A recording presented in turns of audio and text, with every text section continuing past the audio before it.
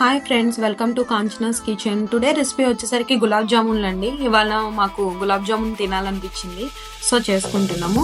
నేను 200 grams of MTR gulab jamun packet తీసుకున్నానండి. కొంచెం ఉండలుగా ఉందని మొత్తం అది కలుపుకుంటున్నాను, క్లియర్ చేసుకుంటున్నాను. నేను ఈ పిండిని కలపడానికి కూడా షుగర్ సిరప్ని వాడానండి. అంటే షుగర్ సిరప్ అంటే ఏం లేదు, 1 tablespoon స్పూన్ ఆఫ్ షుగర్ని తీసుకొని కొంచెం వాటర్లో మెల్ట్ చేసి ఆ వాటర్తో నేను మొత్తం పిండిని కలుపుకున్నాను. అంతేనండి. ఇలా కొంచెం బాగా కలుపుకోవాలి. పూరి పిండిలాగా కొంచెం బాగా గట్టిగా కలుపుకోకుండా కొంచెం సాఫ్ట్గా ఉంటే పిండి గులాబ్ జామున్స్ కూడా చాలా సాఫ్ట్గా బాగా వస్తాయి. సో ఇలా కలిపేసుకున్నాను. ఇలా సాఫ్ట్గా ఉండాలండి. ఇది ఇంకా పాకం దగ్గరికి వచ్చేసరికి 250 grams ఆఫ్ షుగర్కి 250 ml వాటర్ సరిపోతాయండి. మాకు ఆ గ్లాసు 250 grams అనమాట. సో నేను 1 glass షుగరు 1 glass వాటర్ తీసుకున్నాను. ఆ ఎడ్జెస్కి కొంచెం షుగర్ ఉందని చెప్పి నేను అవి క్లియర్ చేసుకుంటున్నాను. మీ టేస్ట్ని బట్టి మీరు షుగర్ సిరప్ వేసుకోవచ్చు, కానీ ఎంత అయితే మనం షుగర్ తీసుకుంటున్నామో అంతే క్వాంటిటీలో వాటర్ కూడా తీసుకోవాలి. కింద షుగర్ని మొత్తం నేను ఒకసారి కలిపేసుకుంటున్నానండి. గులాబ్ జామున్కి అయితే పెద్ద పాకం ఏమీ అవసరం లేదండి.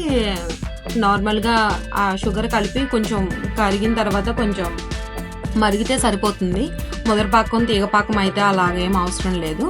మనకి తెలిసిపోతుంది పాకం వచ్చింది అనేది. ఇప్పుడు పిండి దగ్గరికి వచ్చేసరికి ఒకసారి బాగా కలిపేసుకొని దాన్ని కొంచెం ఉండలు అనేది మాత్రం కొంచెం మంచిగా సైజ్ అన్నీ ఒకే ఈక్వల్ సైజులో వచ్చేలా చూసుకోండి. అప్పుడైతే బాగుంటుంది లుక్ వైడ్ వచ్చేసరికి.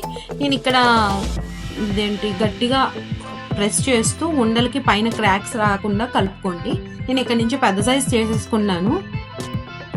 ఇలా ఉండలన్నీ చేసేసుకోవాలండి. పైన క్రాక్స్ లేకుండా చేసుకుంటే సరిపోతుంది. ఉండలు రెడీ అయిపోయినాయండి. నేను ఇక్కడ పాకంలో 1.5 spoon ఇలాచీ పౌడర్ని వేసుకుంటున్నానండి. మీ దగ్గర ఇలాచీ పౌడర్ లేకపోతే ఇలాచీలే ఉన్నాయనుకోండి, ఇలాచీలను కూడా దంచుకొని వేసుకోవచ్చు. 2-3 ఇలాచీలు దంచుకొని వేసుకోండి. పాకం చూసారా అండి, ఇలా గోల్డిష్ కలర్లోకి వచ్చిన తర్వాత ఇంకా సరిపోతుందండి. ఇలాగా మనకి తెలిసిపోతుంది అనమాట. ఇలాగా కలర్ ఇలా వస్తుంది. ఒకవేళ మీరు అంతగా ఉంటే కనుక ఒకసారి పట్టుకొని చూస్తే అది కొంచెం జిగురుగా ఉంటే సరిపోతుందండి పాకం. తీగ పాకం అయితే ఏం అవసరం లేదు. ఇక్కడ నేను చూస్తున్నాను చూడండి, కొంచెం జిగురుగా ఉంది. నాకు ఇంకా పాకం వచ్చేసింది అనిపించింది. సో ఇంకా చాలా నేను స్టవ్ ఆఫ్ చేసేసాను. పాకం మాత్రం చల్లగా అవ్వాలండి. అంటే కొంచెం గోరువెచ్చగా ఉన్నప్పుడు వేసుకోవాలి గులాబ్ జాములు. ఇక్కడ నేను డీప్ ఫ్రైకి నేను ఆయిల్ పెట్టేసుకున్నాను. ఇక్కడ గులాబ్ జాములు అన్నీ వేసేసుకుంటున్నాను. మనం గులాబ్ జామున్లు కొంచెం చిన్న సైజ్ చేసుకుంటే ఏంటంటే మనం జామున్స్ పాకంలో వేసినప్పుడు డీప్ ఫ్రై చేసినప్పుడు కొంచెం ఇంక్రీజ్ అవుతుందండి. పాకంలో వేసినప్పుడు కూడా ఇంకొంచెం ఇంక్రీజ్ అవుతాయి. సో సైజు కొంచెం మీడియంగా చేసుకున్నా పర్వాలేదు, ఎంత పెద్దగా చేసుకోకపోయినా. ఇదిగోండి, కొంచెం కలర్ వచ్చినాక తీసుంటే బాగుండేది అనుకుంటా. నేను కొంచెం గోల్డిష్ కలర్గా వచ్చేసంగానే తీసేసాను. మీరు ఇంకొంచెం కలర్ వచ్చేదాకా ఉంచుకోండి. చూడండి ఇలా కనిపిస్తున్నాయి. ఈ వాయి మాత్రం నేను బాగా కొంచెం కలర్ వచ్చిన తర్వాతనే తీసాను.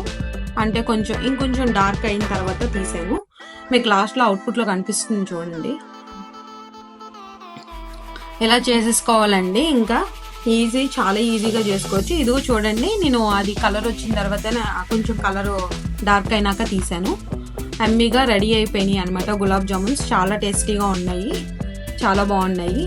నా ఛానల్ మీరు ఫస్ట్ టైం చూస్తున్నట్టయితే సబ్స్క్రైబ్ చేసుకోండి. Thanks for watching. Please like and share, subscribe. Thank you so much.